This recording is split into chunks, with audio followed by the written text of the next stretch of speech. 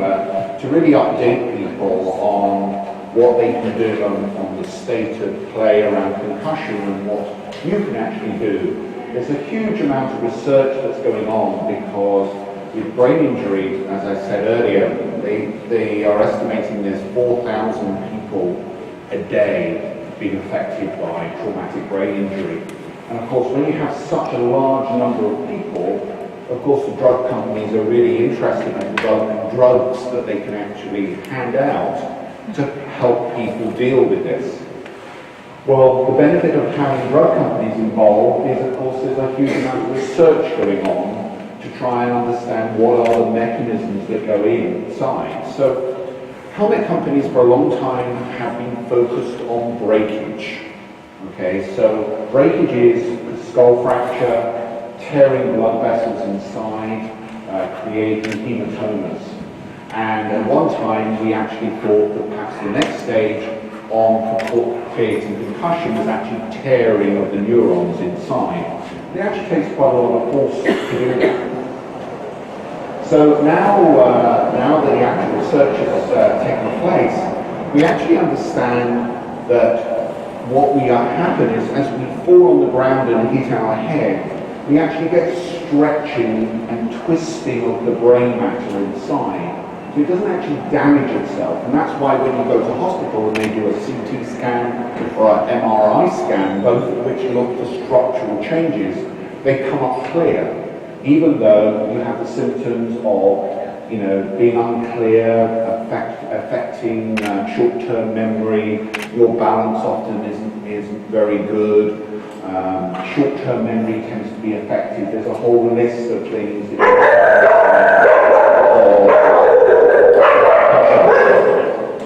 So now the research is telling us that when we actually stretch and stress our brain inside, what happens is we start a cascade of chemical changes inside our brain. And those changes often involve calcium. And calcium is a very strong ion, which often we use to actually make some of our stronger muscles beat like our heart muscles. And when we create this chemical imbalance inside, which of course at the moment, until you use some of the advanced scans, you can't see, what happens is the body then goes into overdrive to actually try to repair the balance, okay, of chemicals and by pumping out.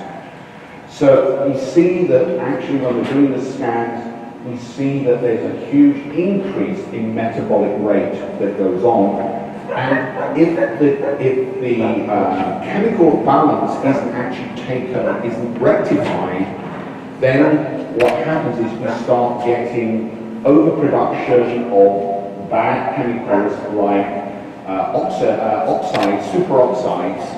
Of course, we hear about the fact that antioxidants are really good for our body. Well, those antioxidants are actually what help to deal with the superoxides that are generated by these chemical imbalances. And so therefore this chemical imbalance goes down to create a situation where the neurons actually start to die and we lose some of our brain function. Now, what can we do about that? Well, the thing we really want to do is make sure that we're getting a good supply of oxygen and nutrients into our brain. So hydration is actually one of the key things. So now as a sports person, you think, well actually, we always get told about hydration, it's a good thing to have. So we sometimes find that in studies that actually we get more concussions in the afternoon where people start to become dehydrated, right, than we do perhaps in the morning. So keeping water levels up, and certainly if you bang your head, you should be thinking about hydrating yourself, okay?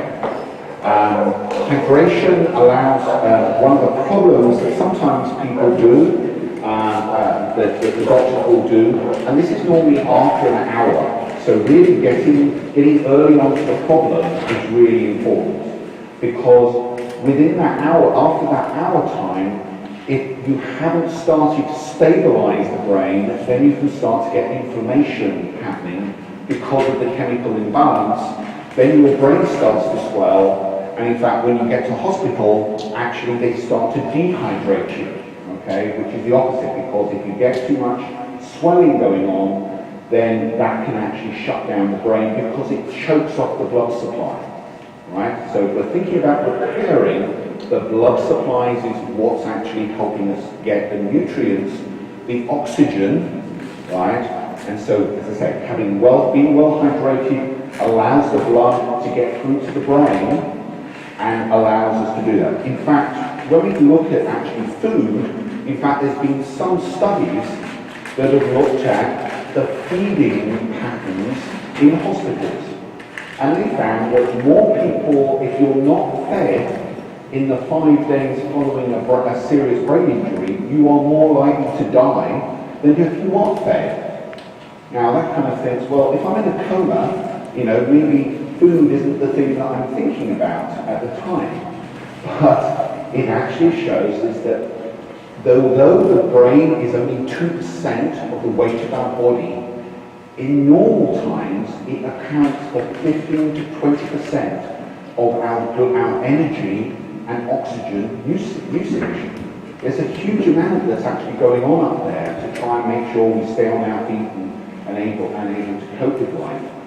And when we're actually damaged, that increases significantly above that level.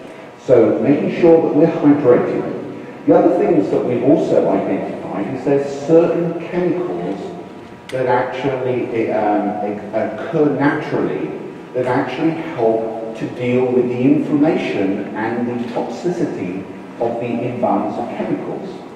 One of those is vitamin D. Okay? Now, the thing is, there's been great health programs talking about sunscreen. Okay? And of course, the strength of sunscreens has also increased. And of course, the other thing is there's a certain fashion to make sure we have plenty of colour in our skin. Now, vitamin D is a sunshine vitamin. Okay? You create vitamin D through exposure to sunshine, but unfortunately sunscreen actually cuts out the ultraviolet rays that create the vitamin D. So here we are trying to stop skin cancer, but actually ending up having vitamin D deficiency. Okay? And of course, as we go further north, we find that there's less strong sunlight, and so therefore there's lots of opportunity for us to actually get enough sun on our skin to create vitamin D. So a way of supplementing our vitamin D is through oily fish. Right? And it's interesting that when you go into the northern hemisphere, how the natural diet tends to have oily fish like salmons and herrings as part of their diet. And that was because as people moved north, they weren't creating enough vitamin D, so you would supplement that with natural diet. So cod liver oil and things like that. Now, with vitamin D, as you can see, it's oily fish, and in fact vitamin D lives in oil. And of course one of the problems is actually vitamin D is absorbed by our body into the fatty deposits that we have. So as we become bigger people, we actually need more vitamin D in our body to be able to actually have the neuroprotection from it. The other thing that's interesting, which kind of has we see differences in gender. Now, progesterone is actually neuroprotective as well. Obviously, there's a huge difference in progesterone levels between children, elderly people, males, and females. And so therefore, you can find that as people become older, their progesterone levels can drop, and that actually means that they become more susceptible to head injury. The progesterone is a way of, it actually goes into the brain's fluid and actually helps to bind up some of the toxicity. Now, we do find that actually women are more likely to have concussions in things like basketball and soccer. And that's often down to the fact that women's necks appear to be weaker. And even if you do neck strengthening exercises that they've tried to do in some of these programs, for some reason it doesn't seem to make a huge difference. But for men, actually the stronger neck muscles actually help to control our head and the whiplash effect that can happen during some of these contacts. So on the other side you have progesterone, but on the counter side you have the fact that you have weaker necks. So, but we do see gender differences on that side. So when we're looking at helmet manufacturers as well, obviously are trying their best to think about what we should be doing about reducing concussion. And of course, what we are discovering is that we need the helmets to be slightly softer on the inside. We go back in time, actually helmets tend to have hard shells and soft interiors, and with development of techniques, we found that the shells have become thinner, the inside have become harder, right? And of course they've become lighter weight in structure, which a lot of consumers like the fact that they're quite lightweight. But one of the things that we're discovering with the concussion work, there's in fact these new structures are perhaps a little bit too stiff to be able to absorb some of these stretching forces that we see, and we see differences in results from studies on the different structures of helmets. So there are some standards that are starting now to try and reduce the stiffness of helmets, to actually try and push those through. And we've seen the European standards in the eventing standard, we've gone down from 250 to 225. STM at the moment is at 300 units of injury that are allowed, but the lower the levels of injury that's allowed means you have to have these softer helmets. And in fact, in the conference I was at earlier in the week, in fact the Army had identified 150 units and for their aircrew helmets, and one of the things they said was because when you're flying an aeroplane and you hit your head, it becomes quite disastrous if you actually black out. Because, you know, if you've lost consciousness, then you're not going to be flying your aeroplane for very much longer, and so you're going to be dying.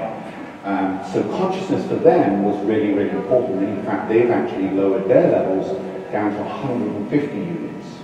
So this is a way that the helmet companies are starting to now understand how the stretching, beforehand we were only focused on breakage, but this limiting the amount of stretch.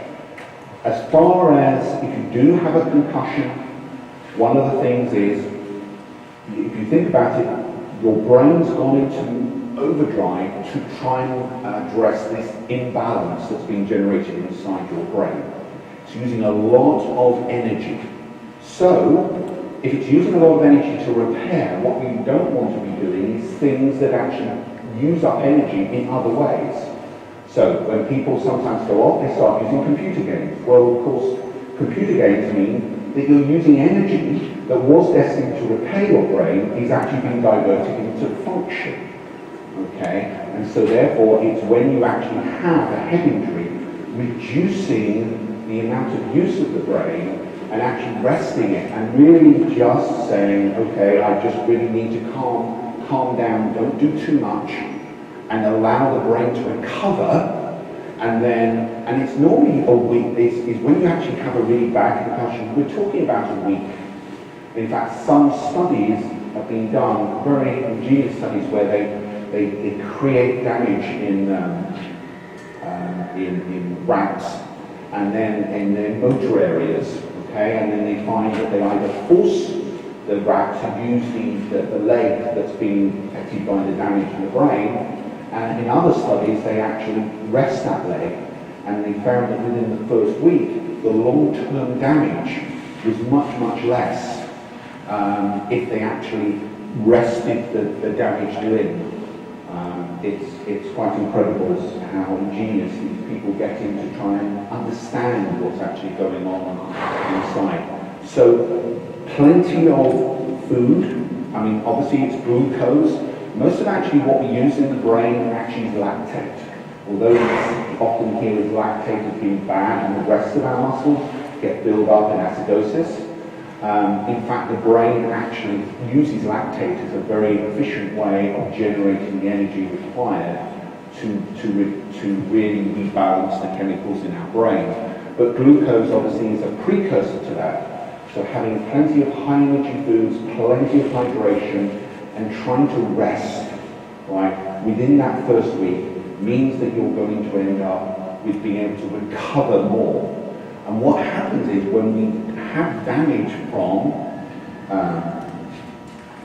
the concussion, what we end up doing is we kill off some of the brain cells, and in fact our brain shrinks in response to that. And because our brain shrinks, it then has more room to move next time we hit our head. So therefore we find that people who are concussed find it easier to be concussed next time. Now, shrinking your brain, there are other ways that you can do it. One is nicotine. That also shrinks your brain. Alcohol is also another one that shrinks our brain. Some of the recreational drugs also shrink our brain. Okay, so, and of course old age also shrinks our brain. The thing that increases our brain is exercise, right? And in fact, I don't know if anybody's actually read the story about mothers, right, and newborn babies, but in fact they've looked at it comparing mothers, pregnant mothers who exercise and pregnant mothers that sit back and say, I really have to do nothing because I'm pregnant. They actually find that the babies that are born are more intelligent, have bigger brains if the mother exercises compared with if they sit back and just take it easy, right? And it's amazing, time and time again, we find that exercise comes to show us that we actually can look after our bodies better if we do the exercise and eat right. And, you know, it's almost back to the basics, you know, you kind of think, how many times do we have to be told the same thing? Exercise, eat good, hydrate, you know, and it's just another load of studies that are done that just tell us doing that is the right thing. So there has been some other interesting studies done again with mice, where what they've done is look at the effect on young mice. Okay. And the study that was done was they took some mice and they put them in what they called an enriched environment, into an area where there was toys that they had to figure out to get the food.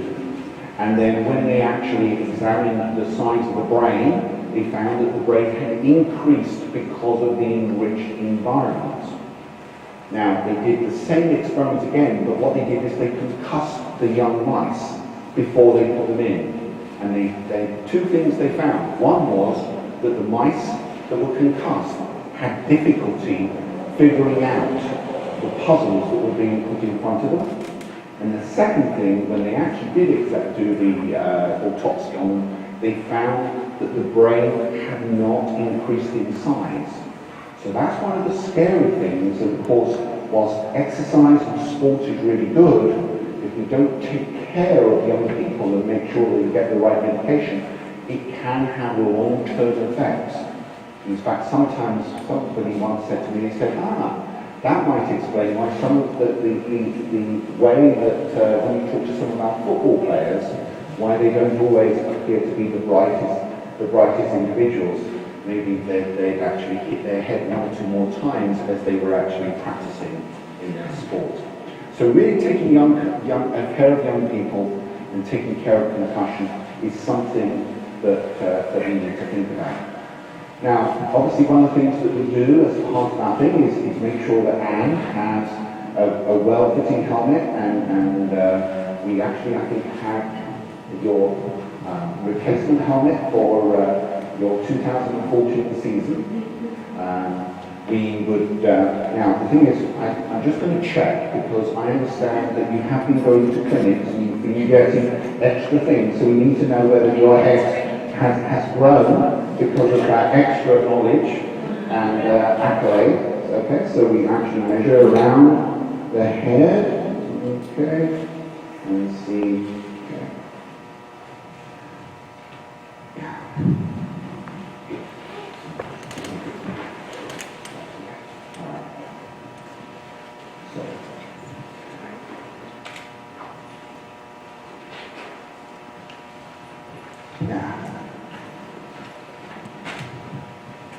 And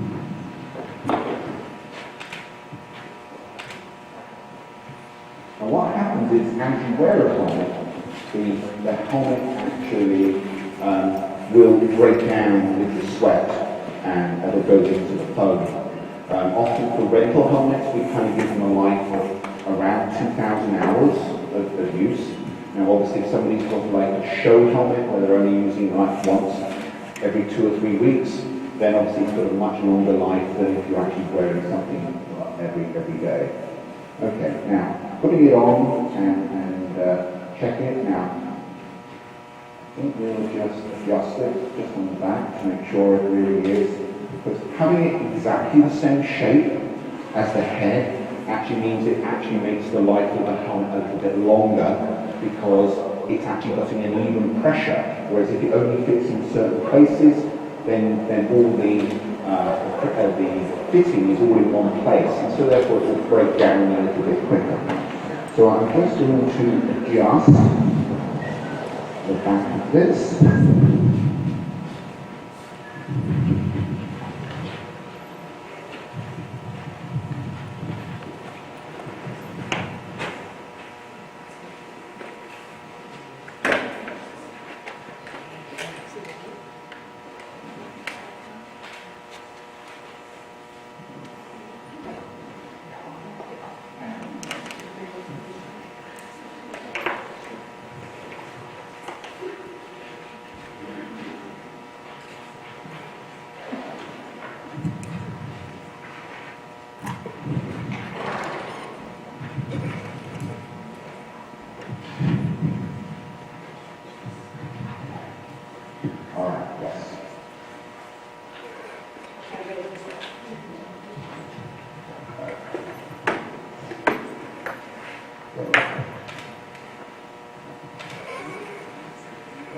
That's just taking up that slight slack. And what we're wanting to do is, without any harness done up, we want to make sure that I can actually not tip the helmet forward, okay, with the hat. And when we're doing the strap up, we need it so that as you're falling off the horse and you're screaming, you can't tighten the strap up, okay, just by that action, right? We talked about having the straps actually snug, and in fact, unfortunately, I did end up having to investigate an accident with somebody who had quite a bad head injury. And what had happened, they were just squalling on a jump, and they ended up falling off the back of the horse as the horse kind of reared up, and they landed on the back of their head, and the helmet worked really well. But as it landed on the back, the strap was dangling a couple of inches below their chin. The helmet tipped back, and then the horse kicked her in the temple area, and she ended up having to have the whole side of her head replaced with titanium plates to do it. In fact, she was quite lucky she ended up not having a more long-term injury.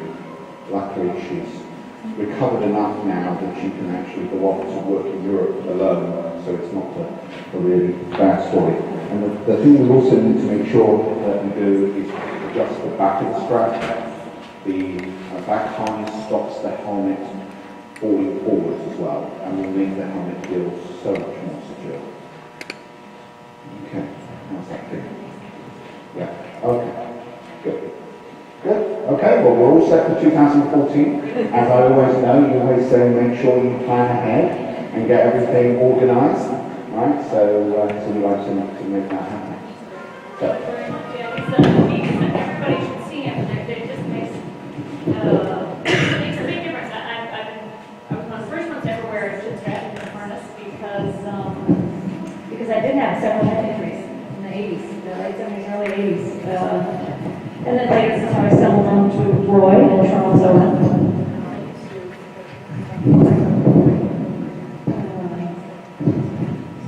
So I'm a big believer in this because I really have experience of it. But having a helmet that fits right. Also as a teacher, very often I'll see in my teaching lessons and the hat is flying around and the rider in the ends of the reins having to fix its helmet or it's coming down in their eyes. I mean, it's so silly. It's such a big distraction. Along with right away, it's telling you that it's, if you have a fall or something, it's really not in the right place. So take advantage of Roy.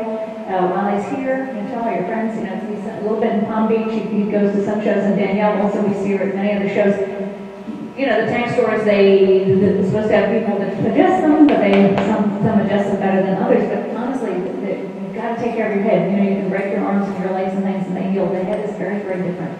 So I'm very, very thankful for knowing that, of course, the sponsorship, but how all of this feels. It makes a big difference in my riding, being confident walking into the ring and, you know, doing this. So thank you very much.